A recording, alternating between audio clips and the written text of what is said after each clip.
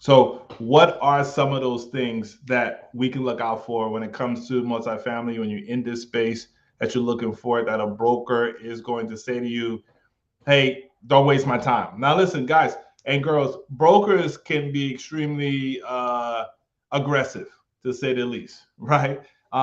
They are focused on doing high quality business at all times.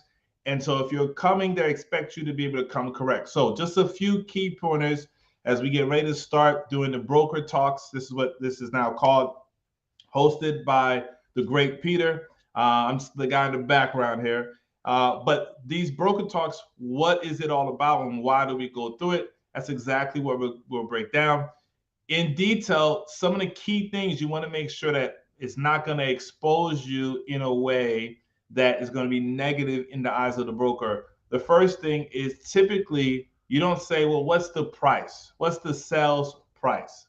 That isn't something that brokers normally talk.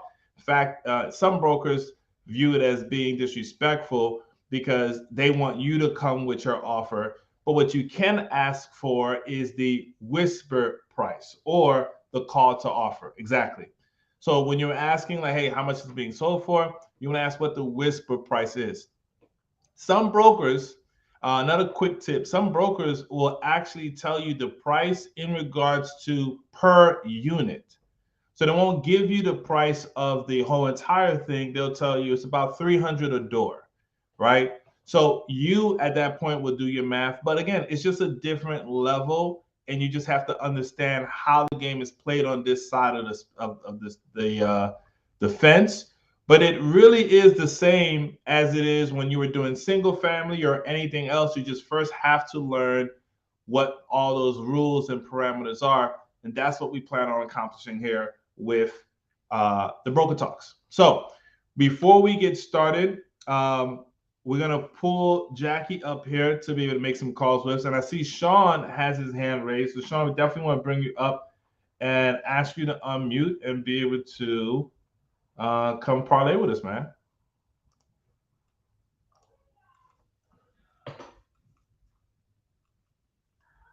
You should be able to talk now, Sean.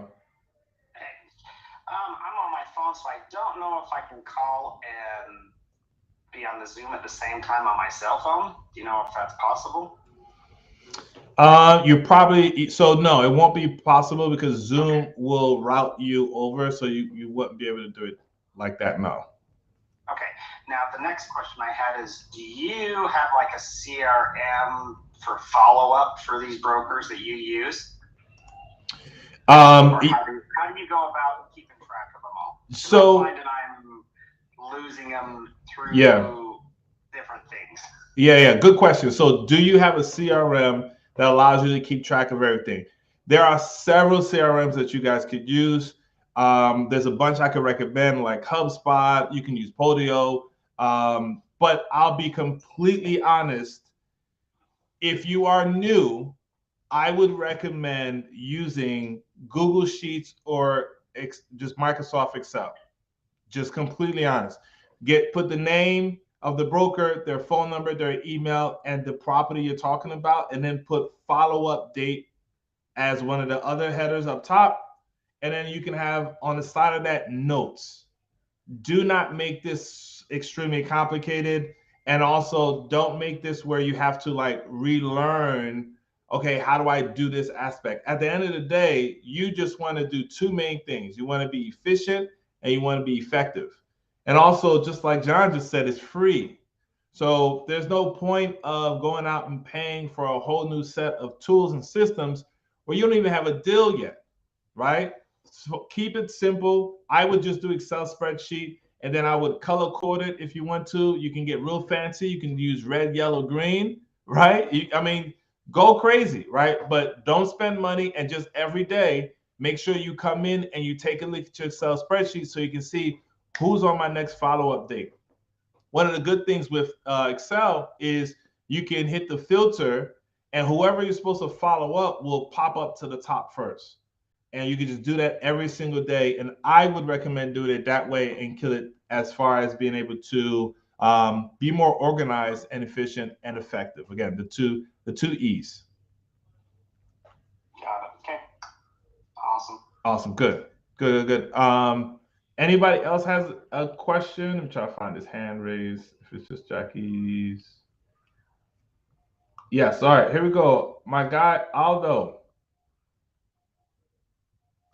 You should be able to unmute. Yes. Can you hear me? Perfect. Yes, sir. Hey, no, I was just assuming that we raise our hand if we have a broker call. So I was just putting myself in queue. Okay. Perfect. Perfect. You're good. I'm gonna bring Jackie up as well, and then we'll start doing it. So here's how we're gonna do this because we notice some people that are new here as well. And I'm monitoring the chat. So if there's any questions on Zoom or on YouTube or anywhere else that we are live, we'll be able to answer those questions for you. Now, we'll have people that are making phone calls will be on dialing, and we're all dial at the same time. And as soon as one person gets an actual broker, you can raise your hand or wave the camera or whatever, put it on speaker. Everybody else will stop dialing, and of course, everybody's already muted, so that's great. But if you were unmuted, you just mute yourself so we can just listen to one call at a time. That way, there's no confusion, and we can actually hear everything that's going on. Make sense? Perfect. Good. Good. All right. Awesome. Peter, I'll let you start it off, and I'm going to try to get everybody up front to see who's calling. So I think when you say start off, what I think we should do is multiple people should be dialing because so much of the time, we've had this challenge in the past, right? I think last week, I don't know that we spoke to anybody. I think we had one guy get somebody on the call at the end of the call, right? So if we can get 3 or 4 of us dialing at the same time, we're more likely to get somebody live. And if we have 2 people live at the same time, that's okay, right? We'll just we'll try to manage that as best we can. But Aldo, are you ready to start dialing now? Awesome. Well, I'll do the same, and just basically. So, are you comfortable just doing it, or do you need me to model it for you first? Yeah. Go ahead. Why don't you do it? I'm going to stay on mute. Well, sorry. Just because I know we do have some brand new people in here. Would it be okay? I know it probably would take another 3 minutes, but would it be okay if we role played the script really, really fast? Absolutely. So we could still have Aldo. Aldo can actually be the broker, and Peter, you can be the investor giving him a call. I emailed you the script, Eddie. Oh, you did? Okay, I'll pull it up as well. Can you put it on the screen so everybody can see it? Yep.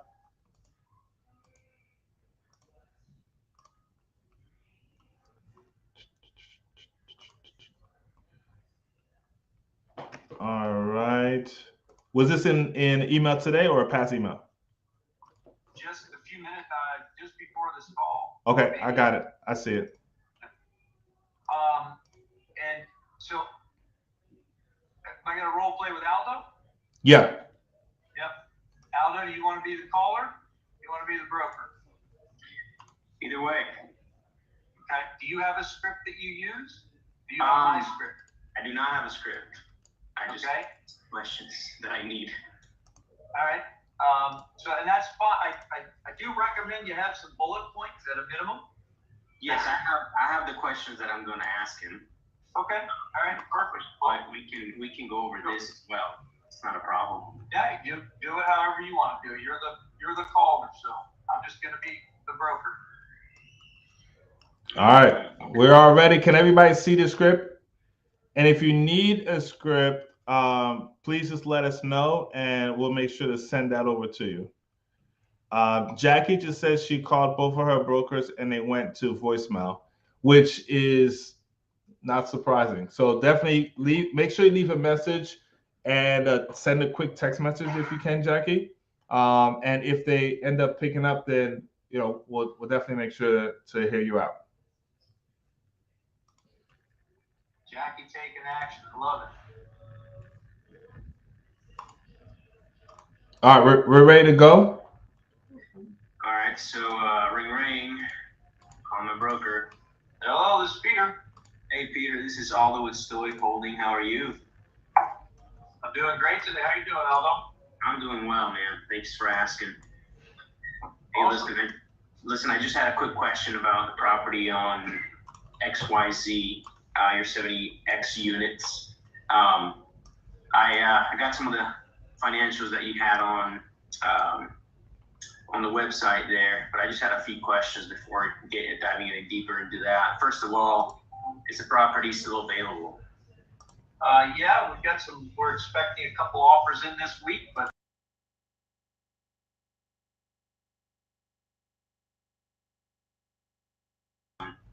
Is if you guys have any whisper guidance pricing on this property specifically. well, so let me ask you this, Aldo, are you a buyer, or what's your role in this? Yeah, great question. Yes, I am a buyer. I'm looking to be the buyer for this property and investing in it. Okay, do you own any assets in this market now? Not in this market, no. Okay, all right, very good. Yeah, sorry, the whisper price on this is $2.5 million. $2.5 million. Okay, sounds good. And to piggyback off of that, do you guys have a date for calls to offer? We do. I don't know. We're working on that. I don't think it's set yet. Hopefully next week sometime. Okay, excellent. That's perfect. It'll help with the underwriting process on my end. Let's see, I can't read the rest of these. Okay, great. Couple more questions. Would it be possible, Peter, for you to send me a plan for this deal, specific to this deal? Yeah, absolutely. I can get that out to you. You want me to email it? Perfect. And if you have the T12 and the rent roll, that's the most current one you have, that'd be very helpful as well. Okay. Yeah, I can send you that as well. Usually we need to get proof of funds before we send that out. Would you be able to send that over to me? So, before we start dealing with proof of funds on our end anyway, we like to really just underwrite, at least do a napkin underwriting on the deal to see if it's something that we want to go ahead with. Our investors really like to have that sort of information, and our partners like to have that information up front. Is that going to be a problem?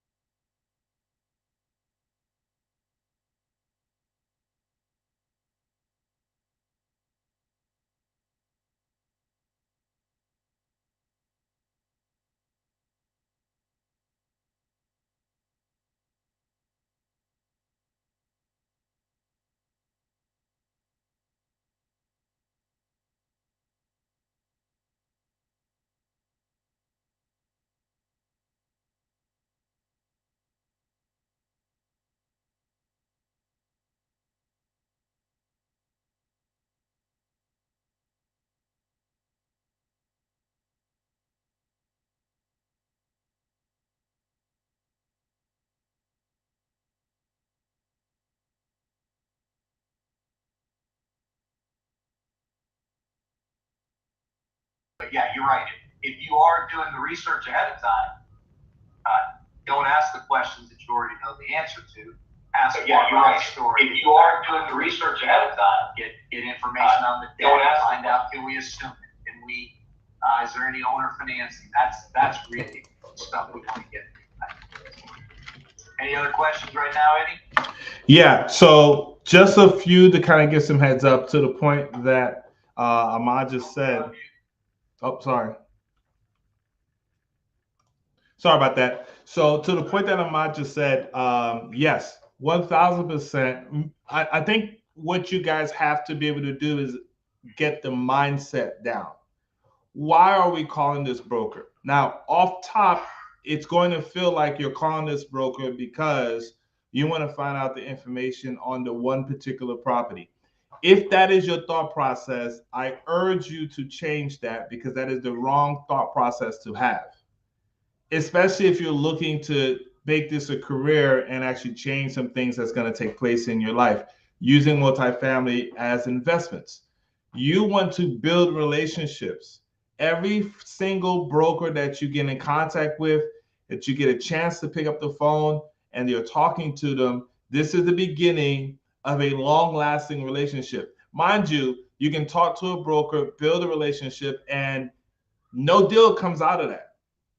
And that could be the same broker who 6 months, 8 months, a year later reaches back out to you because of the relationship that you continue to garner, that will find the deal that's the perfect deal for you that you were looking for. And we all know it only takes one deal in multifamily to change your entire life and generation to come. So in the introduction, yes, say who you are. There's one of the questions here is, if we have a brand new company, how do we tell them, if they haven't heard of us? New LLCs get made every day.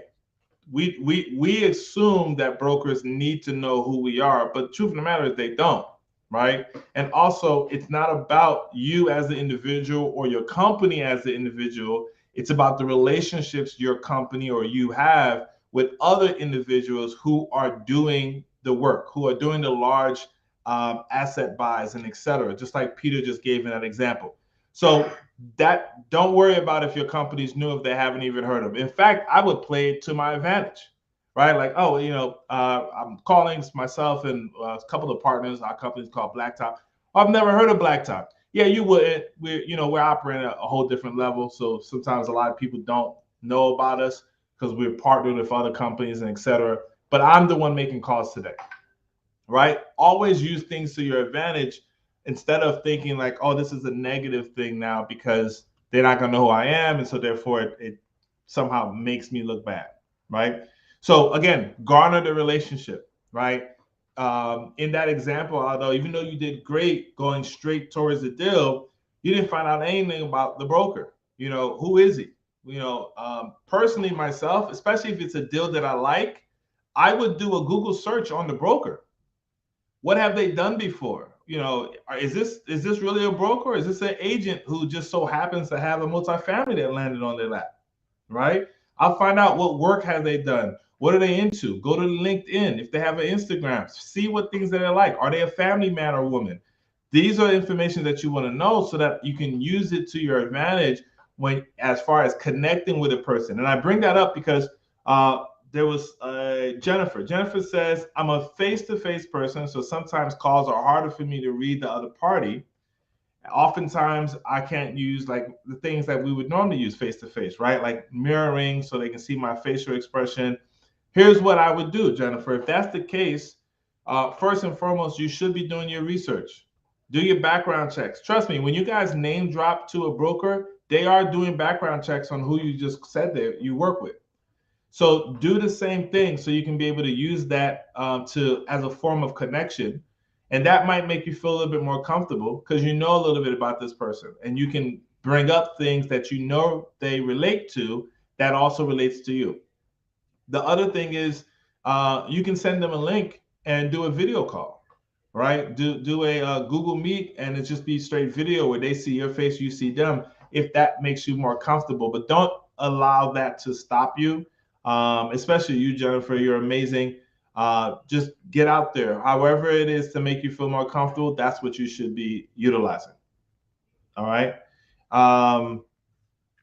So really quick, before we do anything, oh, actually, no, you guys could use the script, but I would say is make a copy of this before you guys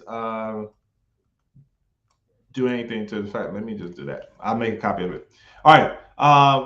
Success follow-up question. Do you have any other similar properties? This helped me find an off-market property. Great question. Do you have any similar properties? This would be a good question. That should be question number 8. All right. Let me actually type that in for everybody now. Did you, or you could put do you have any other similar properties?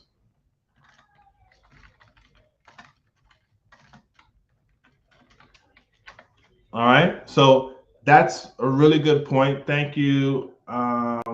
Thank you, Eric, for being able to bring that up. And I think there was one more question. I noticed you asked about the T12. I assume it was standard to get that. Is that broker discretion? Yes, it is at broker. It is at broker discretion. I think Peter kind of dived in a little bit on that. But another thing that is a no-no. Most brokers, if not all brokers, are tied to their client. So there's certain information about the property that you may want to see if the broker could give you like the inside scoop because they know the details. They will not. And do not expect the broker to do so, and do not put a broker in that position. It is the fastest way for a broker to not do business with you.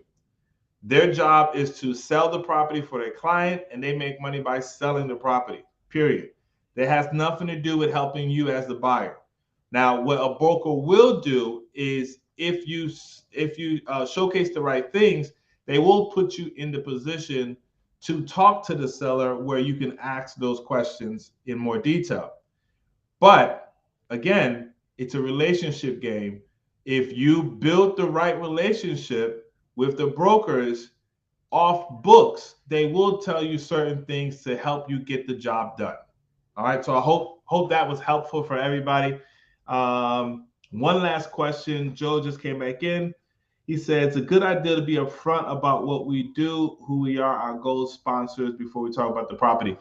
Yes and no, Joe. Some brokers don't care, and it's rude of them, but it's the truth. They really could care two shits about like who you guys are, this, that, third. Think of it in the role of reverse, right, Joe? So if you were getting, let's say, 15 calls a day, all random, all people asking you the same exact questions, and everybody's trying to make sure that you know that, hey, I'm the one, right? Like I'm your buyer.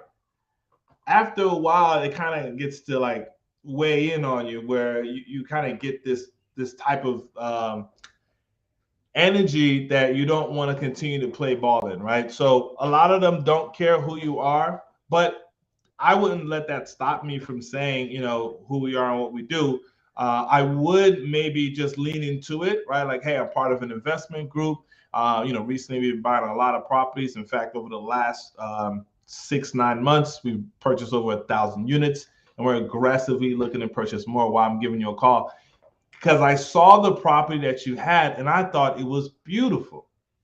That's one of the things that you guys didn't do. You didn't big up the property you're talking about, right? Make the broker feel like you really like this property, and that's why you called. And then from there, you can dive a little bit deeper into the numbers and everything, because the broker knows that you are interested, you're asking the right questions, you made him or her feel good about just being on the phone with you. And that's, again, how you build relationships. Again, last thing, the goal should be to build a relationship with the broker. Second, the goal is, okay, tell me about the property, right? So thinking this way, did we become best friends? And then tell me about the property. Whether or not you become best friends doesn't matter, but the attempt to is going to be beneficial to your business and your journey in this multifamily space. All right, so I think that is enough. We have no more questions. Let's get started on our dials. Everybody has this, so I'm gonna change the thing here. I'm gonna stop sharing here. I want to make sure everybody has the script, and we'll start dialing. We'll get things doing. Now, again, if you're dialing, you can go ahead and take it off of mute.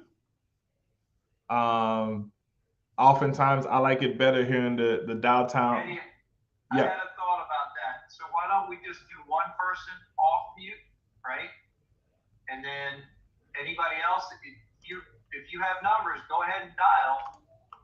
If you get somebody, then obviously if somebody's already talking to someone, don't unmute. But if they're just dialing and we've got some silence, go ahead and unmute, and we'll mute everybody else. Does that make sense? Makes sense. Perfect. And Right, and just so that we also know, if you are dialing, raise your hand. That way, I'll keep a lookout, Yeah. and if you have someone, I'll make sure to put you in the spotlight so that we all know to pay attention. Perfect. I'm gonna go ahead and stay unmuted because I'm about to dial. Just needed to know get the address here before I do that.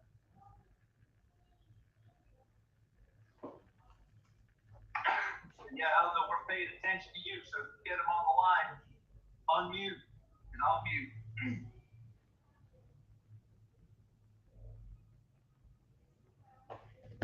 I'm gonna go ahead and give somebody a shot right now.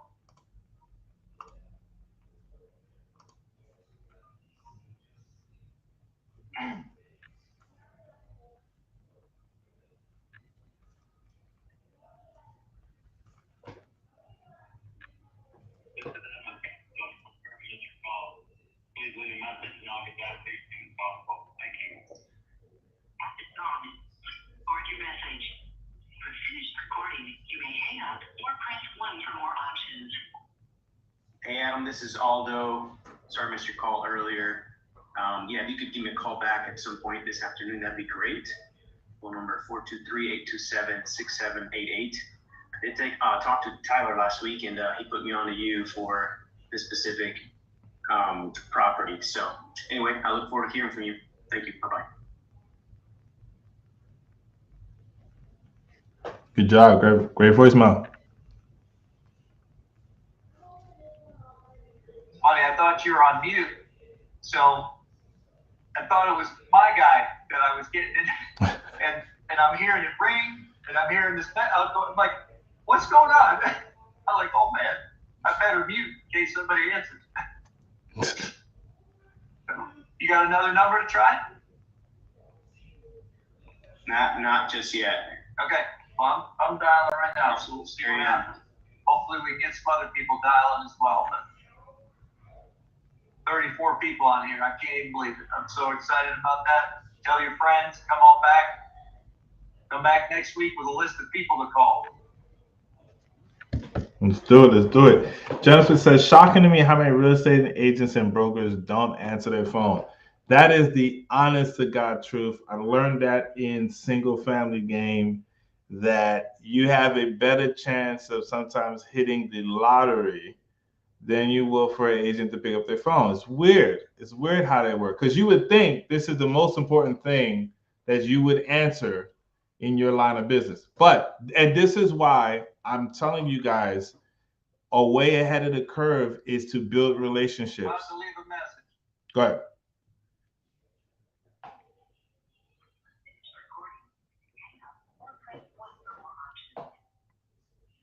Hey, Austin, this is Peter St. Martin with Real Estate Solution Providers. I'm calling you about the property at 1110 West Poplar Street down in Griffin. It's probably, I'll be honest, it's probably not exactly what I'm looking for, but it is intriguing at the price point. And there may be some people in my network that are interested in this property. So I'd love to talk to you about it, get some more information. My focus is for Class A and Class B multifamily, 100 units and above. So at 80, this is close enough. I'd take a look at it. If the numbers are right, if there's enough upside, we probably have somebody in our network that's interested. So love to hear from you, 678 678-948-6855, 678-948-6855. Look forward to talking to you. If you want, you could send the T12 and the rent roll to resp.underwrite@gmail.com. That's Real Estate Solution Providers, resp.underwrite@gmail.com. And our team can start doing a little napkin underwrite and see if it's something we want to pursue. So I appreciate your time. We'll talk to you soon. Take care. So that was something I kind of thought of on last week's call on the fly. And I said, you know what? I'm just going to leave my email address. And somebody actually responded to me. And she's been chasing me ever since. So I was so busy at the end of last week. We were trying to save the property from foreclosure that I didn't even get a chance to follow up. Shame on me. I needed to reach out to the woman on the call last week. Is Marcia here today? I don't think I saw her. I got to make a note to reach out to Marcia as soon as we end this call and let her know that her broker is chasing us and wants to know if we're interested in her property. So anyway, who knows? More than likely, I will not get an email from him. Maybe I get a call back. But either way, he's in my spreadsheet. I'll follow up with him until I get him. And again, I'm not particularly interested in the property. Probably not in a nice enough area. I probably wouldn't want to deal with the tenants. But I know it's not the only property these guys deal with. So I want every broker in the area to know who I am. So I'm going to call every one of them, whether they have a listing I'm interested or not. Yep. Again, it's about building the relationships. After a while, guys and girls, people will remember who you are, and they'll be reaching out to you with the deal, which is the whole goal, right? But it's going to be based off the relationship. You talk to somebody one time, they're not going to remember who you are. So, Eddie, do we have any other questions in the chat? Because I'll just keep dialing if there are some questions you want to. No, not right. Not right now. I know James. No, not James. Sorry, Elise is dialing right now. Awesome. Okay. Cool. So we'll keep you out. If you can put your raise your hand if you're dialing. That way you can come to the top. Yeah, and Jackie might have gotten called into a meeting or something. I know she turned off her camera. So Jennifer gave a great comment here, and that is something that we discussed that we are going to do, is trying to schedule a time with a broker so that way we can have that experience shared with all of us. The only thing is, in order for that to happen, we got to have a property that we like to actually want to have that conversation with them, right? So I fully believe that we'll probably have that by next week or the week after, since we do these once a week. But yes, great idea, and we definitely are going to do that. Oh yeah, I mean, fantastic idea. So I've certainly made a note here. I would love it if all 34 of you would also make that same note, right? I mean, wouldn't it be amazing if we had 4 or 5 scheduled calls between 2 and 4 next Monday? I mean, that would be incredible. So, in fact, I just had a thought, Eddie. We need to set up a Calendly, right? And let's start filling those slots. Yeah. Let's do 15-minute time slot from 2 o'clock on Monday to 3:30 on Monday. And let's start filling up that Calendly with some calls. That would be it. I'm going to do that. I mean, I'd rather it not be me that has all 6 slots filled up. I'd like to be at the point where I have none of them filled up. I have to go outside that time slot for my calls because I want you guys to be making this call. I just got the. I just made a call. I unmute. I'm not sure if you guys heard it. No. You know, I saw that you were unmuted and I saw you were talking, but I couldn't hear you. I can hear you now, obviously. Yeah, I don't know what happened there. That's weird. Yeah, well, they didn't pick up, so I left them a message. Okay, Sometimes awesome. when you dial them right back, they might answer. You want to try that? Okay, so how So do I do that with unmute and? are you looking at the Zoom on your phone and calling? Yes. Okay, so Oh, that's I why. am. That's it. That's Oh, why. okay. Which is fine. I still want you to make that call. And Yeah. you know, you can just come back and tell us what happened. But so for everybody, like on my single family side of the business, we do what's called triple dial, which I'm sure obviously you guys understand what that means. But if anybody on my team only dials one time, it doesn't even register in our system. It's just like, if you dial somebody one time, that's like the new butt dial. You called them on accident, right? Like if you are trying to get a hold of somebody, call them 3 times. And I know somebody here is gonna be like, but that feels too, too aggressive or whatever. I'm gonna show you how to deal with that. You call them 3 times back to back to back. And statistically, I've actually proven this. Statistically, they will pick up on the third time. If they don't, then they truly can't get to the phone. But if you call them 3 times and they pick up on the third time, like, hello, who is this? As if like, what's the problem? What's the emergency? Yeah. How you get over that is by acting like it's your first time calling. I promise you, it works every time. I even had people say, man, I thought something was wrong. You called so many times. And I'd be like, oh, well, no, I called. I just couldn't tell if it was going through because you didn't pick up.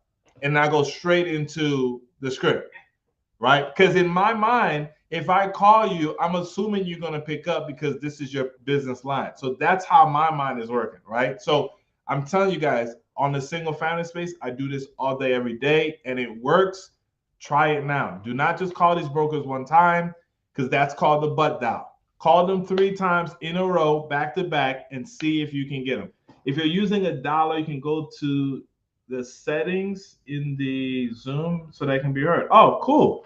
So Eric says if you're using a dollar, I'm assuming he's saying if you're using your phone while you're on Zoom, you can go to settings in the Zoom and set it so that it can be heard. So maybe that might be share computer sound or share sound, and possibly that could work. I've never actually tried it, Eric, so that's something I will try next time. That's pretty cool. Yeah.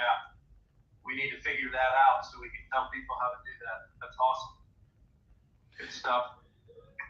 So really quick, I wanted to ask some people on here. Is there anyone here that has had trouble finding brokers to call? Is that a situation that is coming up? And if so, then just put like a 1 or something in the chat so that we can see who needs help or what can we offer on our next lives so that we can make sure you guys aren't missing on step 1. So I know Stacy, no, sorry, not Stacy. Nancy said it. Pansy, okay. All right, Isabel. Hope you have a great appointment. Haven't tried. This is my first call. Okay, cool. Rob, what's going on, man? Okay, so that's Glad to be here. glad you're here, man. That's something that I think. All right, Aldo, I think that's something that we will do, and what Peter and I will do. We'll either do it live here for everybody, or we'll record something and then just post it on social medias, YouTube, the Facebook groups and stuff like that, so you guys could be able to review it as many times as you like, follow it step by step, and then be able to be ready by the time we have the next live call. Because what we want this time frame to be is full of actual calls and have that energy. So if you were scared, shitless throughout the week to make a call, at least on Monday between the hours of 2 and 3:30, you got your fam with you. You're gonna make things happen. All right. So Jackie said I have a 3 p.m. Okay, cool. Yes, good job, Jackie. Love the work, and definitely give us an update on what's going on with the broker, or if you guys need help talking to the broker, schedule it. We'll get that Calendly link out today. Schedule it, and we can help you live together with everybody. But very good job, and we'll definitely do more role play in the future too. So that's a good one.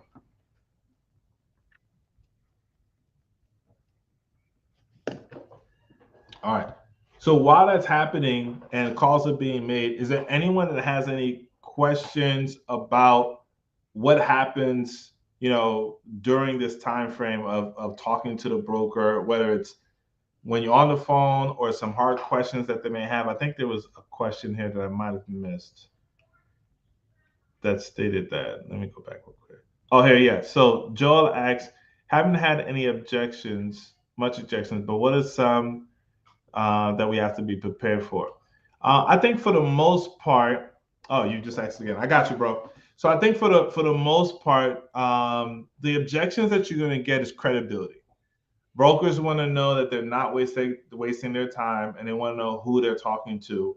And 9 times out of 10, and Peter could add in on this.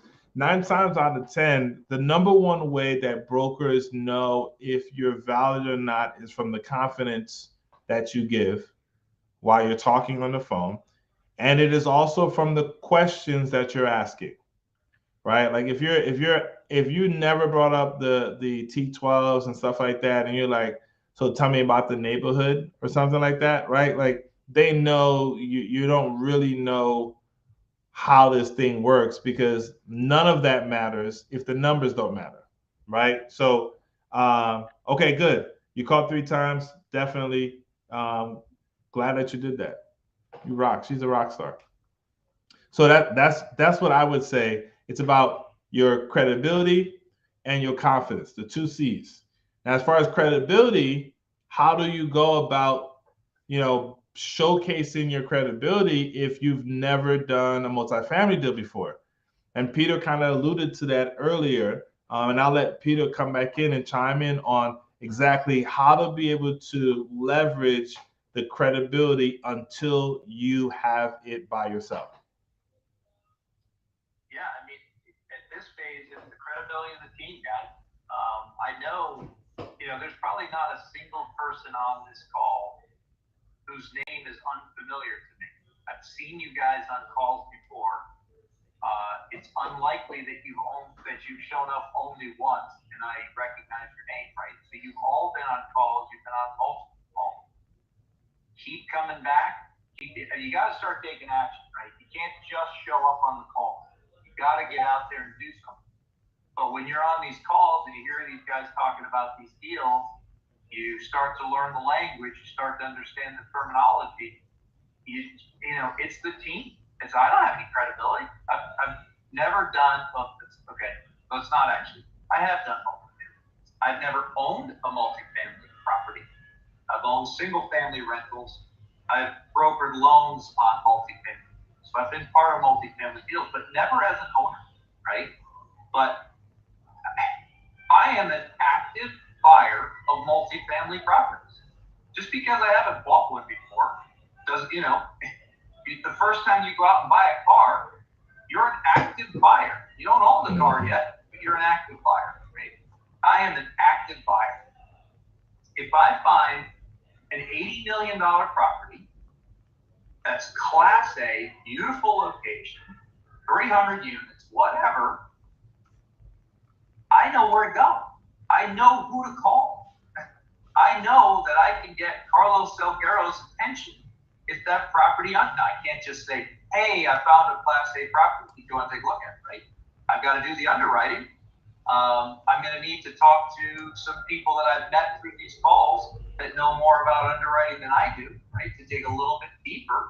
I think we need to get a little bit past the napkin underwrite before we get Carlos involved. But if it has potential to be a real deal, Carlos Salguero is going to want to know about it. And if you're on this call, you have access to him. You can't pick up the phone and call him directly, maybe, but there's probably people on this call that can. And that's why you got it. Eddie said at the beginning, I think we only had about 9 people on at the time. We have 30 now. We've had as many as 34 that I know. That blows me away. Amazing. Tell your friends, come back. But he was saying that, you got to network, guys. Change your name on Zoom. How do you do that? I think you click. I know you recommended that, Eddie. Where is that? To change your name. So Yeah. to change your name, you want to click. If you go on your screen, you'll see either a mute button, and to the side of it is 3 buttons. Yeah. And then from there, you can scroll down and you see rename. Yeah. Hover over your picture, click on those 3 buttons, rename. Put your phone number out there. Put your ID, your IG handle. Put something out there so people can reach out to you.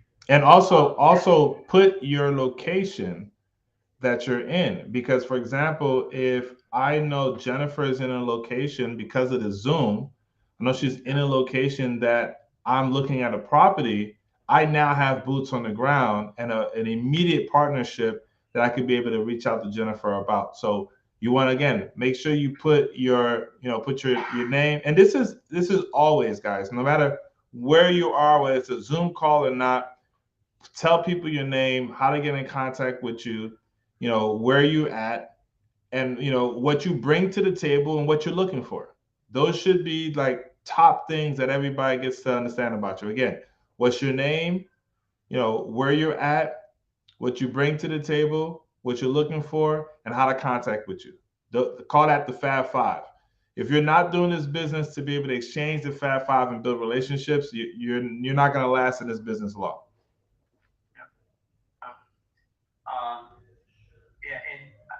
So there are people on here that have done deals. There are people on here who've done pretty big deals. Actually, I'm seeing some more names as I'm looking. So get to know each other, guys. Network.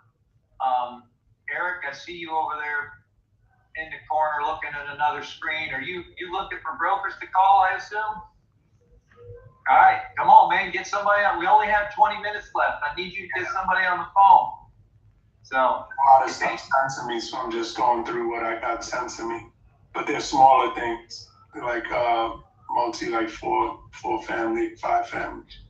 Gotcha. But every once in a while, I get storage and I get something big. Nice, love it.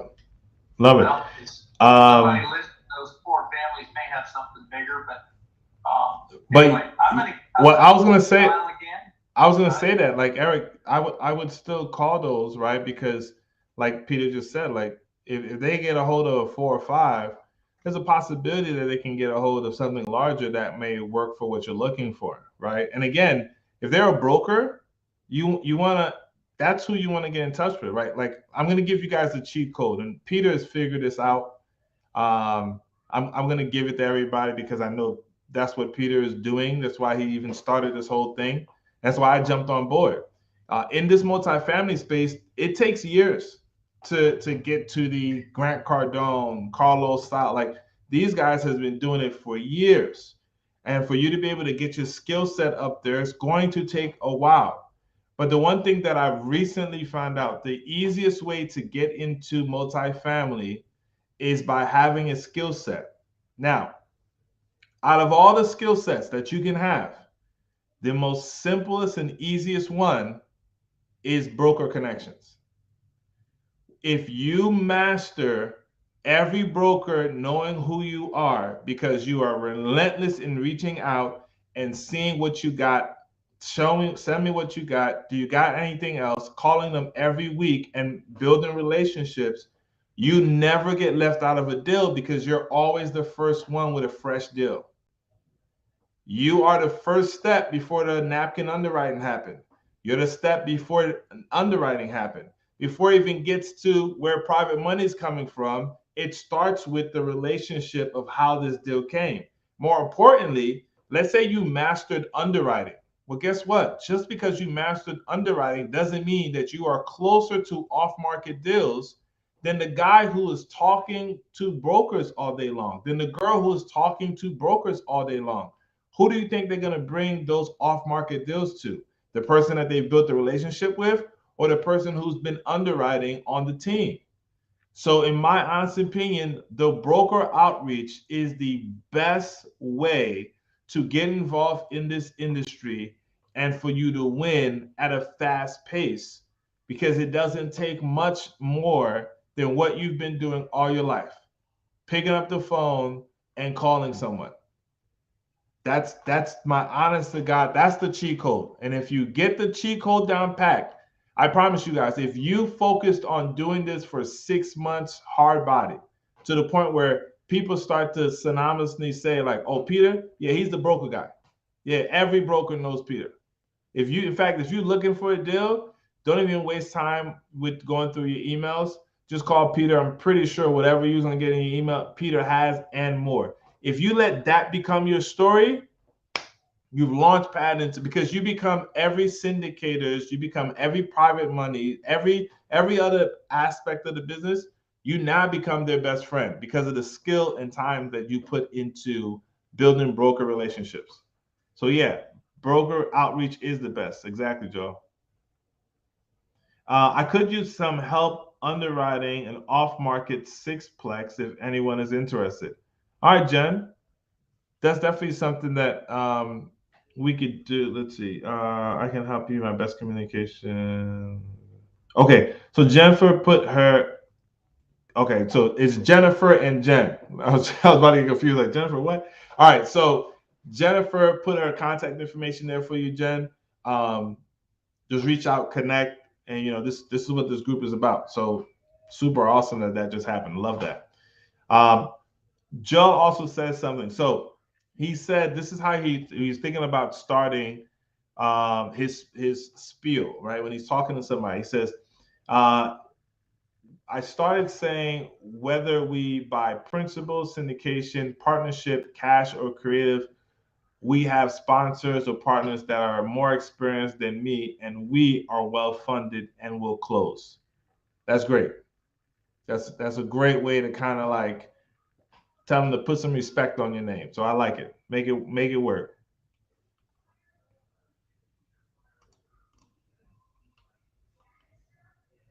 All right. So any questions or concerns or anything while we kind of have the dead space? I want to make sure we fill that up with the opportunity for people to be able to get some help on anything that they may have.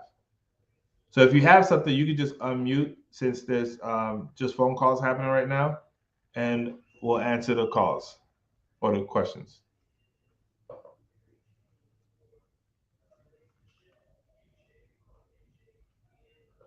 All right, awesome. So I see we got Atlanta in here, Orlando, Utah.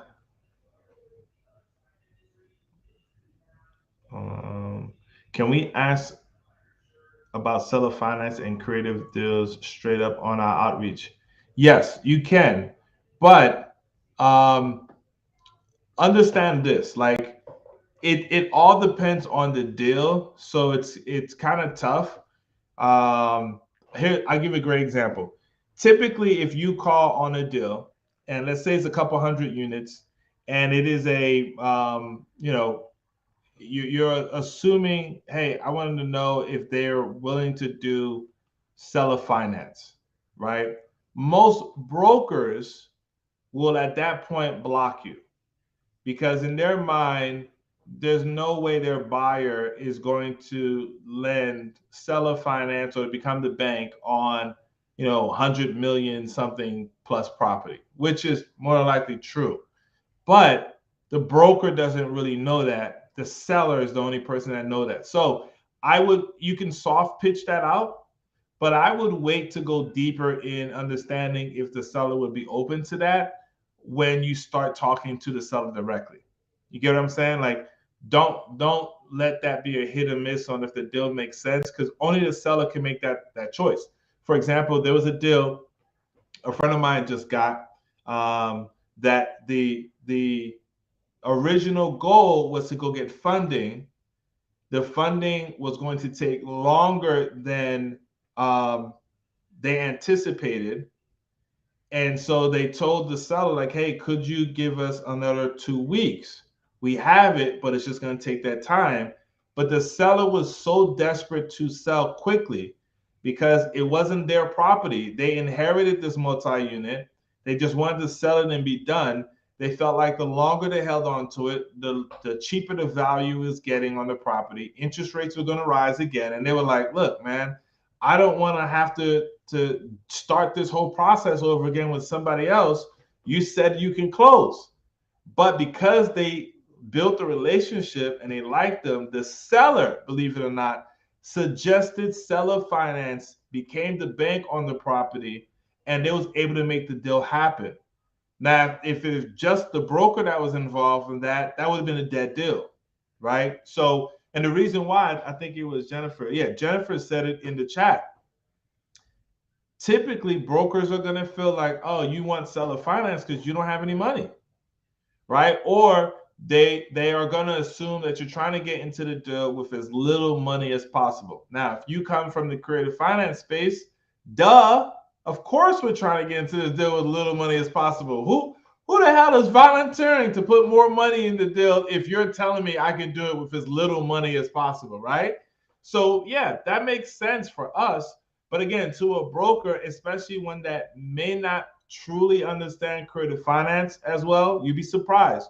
Just because they're playing on that side of the fence with assumable loans and everything, they may not be spending the amount of quality time that some of us have spent in learning creative financing. So for them, they may automatically assume, oh, you know what? This person doesn't have the money, or this person, if we do creative finance, then that means, does that mean I get less now? Oh, you know what? No, the seller's not interested in anything creative, right? So that's how I would use that. I love how everybody's putting their information in the chat. You guys know how I feel about squatting up. Please keep doing that. That is freaking awesome.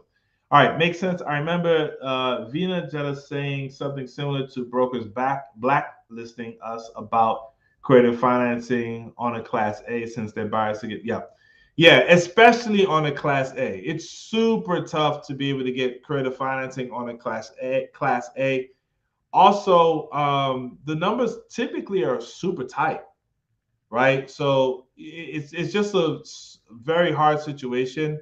If it is going to happen, it's going to be direct to the seller, or finally talking to the seller through the broker. That situation will happen.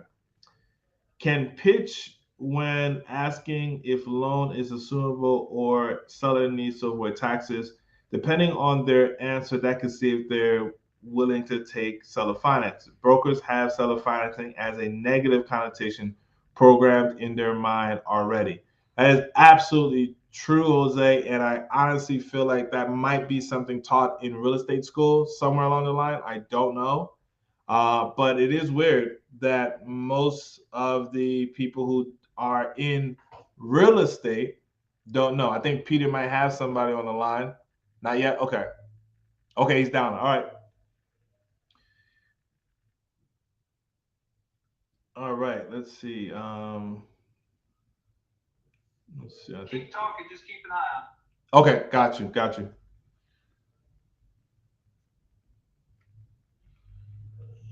All right, perfect. Yeah, I love this. So James put his name, what they do, what they're looking for storage units. They do creative finance. Perfect. This is how you network. And again, if you guys want these videos, you can come on over on Facebook group. It'll be there, but also on the YouTube page. If you guys aren't following me on YouTube, you should. It's just my name, Eddie Charger. In fact, I'll put it in the link as well. You'll find these videos there, as well as some other ones that Peter and I are doing. And I'm trying to get Peter a YouTube page so that he could be able to join in on the YouTube fund that we're having over here, just as a place for us to be able to put these videos. Peter, are you on the phone? I feel like he's on the phone. Let's see if he's able to unmute, then that'll work. Eddie, connect. Can we JV on deals or potentially purchase deals from you? Absolutely. You can always be able to JV. If it doesn't fit my box, it might be for somebody else in my network. I'll be honest, I literally just got a text about it. I don't know a thing about this thing. So tell me, you said it's got some hair on it. Tell me about that. Well, I know a thing or two about America. So this is about 43 New York. So let's see. A lot of the calls I'm getting are from people just looking for a house to occupy. Not really that necessarily. It's a 2-unit. In the past, the certificates of occupancy for 2 units kind of changed probably about 10 years ago, and most of my clients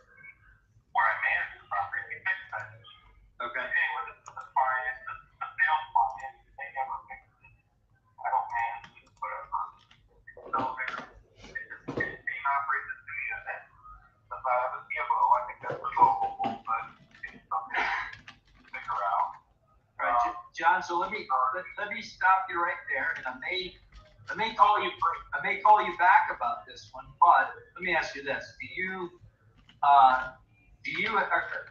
have access to larger property? Yeah, pretty much so large. You do, okay. So, but I don't have anything that different, but okay. So the person who sent this to me probably completely misunderstood what I was looking for. Personally, my focus is Class A, Class B, multifamily, 100 doors and above. Do you have anything that fits that criteria? currently, there's a 100 unit on the road now, and I don't, there's not a lot of it. So that's definitely not that. Right. We're going in. But, no, I don't, most of the stuff I sell, 50 or 100 units. Most of the stuff I fill out, like let's say 4 and 30. Okay. I don't do a lot of stuff large. I'm a commercial firm. Sure. I took this one on because it has a little hair on it, and I specialize in stuff that has a little hair on it. Yeah. Well, I do too. So, just not right now. But go ahead. I'm sorry. So anyway, so that's so this is about what family customer said you'll get for you. So I won't go into too many more details. Yeah, not the 2 units, but tell me more. Are you just in the DC area, or do you work in other markets? Okay. All right. Well, perfect. So here's what I'm going to do, right? Because we have a lot of people that we come in contact with that work that market. And I'm just going to keep your name and number as the boutique guy for 4 to 30 units. And I'm going to make sure. Okay. Define commercial for me. Like strip plazas. Small strip, like, most of the stuff I sell are like $2 to $10 million. So it's small and stuff, pretty easy market. Sure. And so like, I manage, I told John, I was like 15 stores, so I just figured that I know. There's another one I manage, small stores, and commercial. I manage a bunch of industrial buildings, and I sell a bunch of warehouse. I mean, a lot of them have that much. Right. Right. But I sell a fair amount of warehouse. Like for example, I've got 2 mixed-use buildings for sale and have more now. Well, last time I was in DC, I stayed there, as a matter of fact. Okay, well, Portland is considered a very good demographic, but it's, it's still like a little rough around the edge. Yep. I also there are like, Yep. Anyway, we've got a mixed-use building for sale, like total maintenance before residential, for commercial. Not like credit tenants, but they all hit like high-end areas of Congress. Gotcha. Other retail, and then some professional, bringing about over $325,000 a year, and that's something I have to do. Okay. Well, that's outside of my box, John, but I appreciate the information. I do a lot of networking. I will definitely keep that information handy, and if that fits anybody's what they're looking for, I will turn them on to you. Sounds great. Awesome. Appreciate it. All right. Thanks. So that was really, really good. You guys could hear that. We did. So next time, Oh my gosh. Did you not hear that? we hit it. It was just a little bit low. Next time, we'll just have you like hold it up to the whatever the computer or whatever like that. But we did hear it. I missed your feedback there, unfortunately, Eddie, because I had turned my volume all the way down. When he answered, you were talking and you didn't see me. Oh, okay. So I said we did hear you. Okay, but you couldn't hear him very well? And we heard him a little bit. It was just we heard him clearly. It was just low. That's all. Okay, gotcha. Yeah. I'm not sure why, because it sounded pretty loud Yeah, I thought it was funny. He's one of those guys that will tell you the story you don't even want to know about, and you have to figure out how to shut him up. Yeah. But I did want to let him talk, just to get us, so you can get a sense of, just establish a rapport with these guys. And look, we know a lot of people in the DC area, right? There are probably people in the DC area, the sub 2 community, that might want to know about this deal that has a little hair on it. I don't know the details, but I don't need the details. I can just tell somebody to call John. Anyway. Yeah. And he does do multifamily. It's kind of smaller than what I would be looking for. I'm not targeting 30 units, and I'm not telling you not to. But that's another message I want to get across to this group. I hear it over and over again. Go big or go bigger. There's just because you haven't done this before doesn't mean you can't buy a 100-unit building, right? You've probably never bought a 30-unit building before. So if that doesn't scare you, why would a 100-unit building scare you? It's the same work, and you're gonna have to do just as much of it to close a 30-unit building as you will to close a 100-unit. So whatever you're thinking, you can probably go much, much bigger, and I recommend you go bigger. So on that, and this is probably gonna be a good way for us to close it out, because it is 3:30 and we want to make sure we are, if anything, respectful of everybody's time. Again, we appreciate you for being able to link up with us today on a Monday at all, and hang out with us for an hour and a half. So with what Peter just said, I agree with that 100%. But I also agree with finding out where your mindset is at, right? And if for you, if your mindset just will not allow you to fully comprehend taking down 100 units, and because of that, it has caused you to be in a state of paralysis and you're just not doing anything, do not try to battle that trouble that you're dealing with. Go with where your comfortability level is at. So call Peter and say, hey, give me that guy's number for the 30 units, right? Like, go after those deals until your comfortability level would allow you to be able to function at going after the higher deals. Now, do you have to do it that way? No, it's based off of your mindset and your comfortability. One of the things that you can do, for example, the reason why Peter is saying like, hey, look, I haven't even gone over there yet, but what's the difference? The reason why he's saying that as well is Peter is leaning on his relationships and the experience of others that he has connected with to be able to go after the larger ones. So the point I'm trying to make is this is a team sport. And if you just can't get your head around, like, trying to transition from years and years of doing single family to getting into 100 units, and now you need a whole team at this and the third, build your way up until your confidence and your mindset could get you to understanding what the whole team aspect is and how to be able to go into larger properties. All right. So with that being said, I want to thank everybody. I'm going to let Peter close us out. Again, we are back here every week, 2 p.m. We will be doing this until I don't know when. We're just going to keep doing this. Again, these are. I have no end date. Yeah, no end date. We're just going to keep this going because for us, this is about being able to create a team, a community of individuals with like-minded goals where we can help each other. So again, put your information in the contacts in the chat so that you can be able to connect with everybody.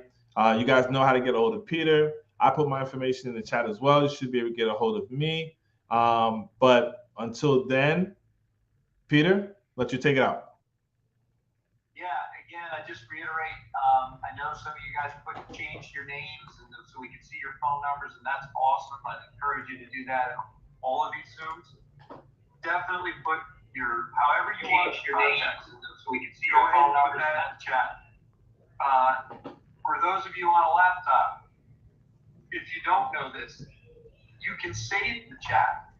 And the way you do that is open the chat window, and then down at the bottom right, you'll have the 3 horizontal dots and you hover over that, I think it says more, but click on it and it'll save chat. That can be really useful. You can go through that. You can see names and phone numbers a lot more easily. Reach out to people. I know there weren't a lot of people that spoke on this one, but if you look through who's on here, you can say, oh, hey, Eric's in Atlanta. Well, I'm in Atlanta. I'll give Eric a call. Jen's in New Jersey. Who's in New Jersey? Connect with Jen. Carmen is in Florida. I want to move to Florida. I'm going to give Carmen a call. Let me see where she lives. Just start networking with people, guys. That's how you gain confidence when you have relationships. You don't try to do this alone. There's no way. It's not going to happen by yourself. This is a team sport. Join the team. Come on. Do your homework. Your homework is get on Prexy. You don't know what to do on Prexy, call me. Call somebody else on this Zoom. Reach out to us. We'll show you how to do it. Come with a list of brokers. Come with names. Come with numbers. Be prepared. Be prepared to make phone calls. Because we want to make this as effective as possible. This is about training. We want to teach you guys. This is more about encouraging and taking action and modeling that action. We want you guys to take action. My goal is that I've got 6 slots filled up, 6 15-minute slots.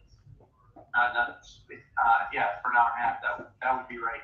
6 15-minute slots, and I don't make any of those calls. I want you guys to make those phone calls. So anyway, really appreciate you being here. Awesome day. Bring some friends. Come on back next week. Looking forward to it already. Let's do it. No problem. See you guys. Stay charged up. Let's go good.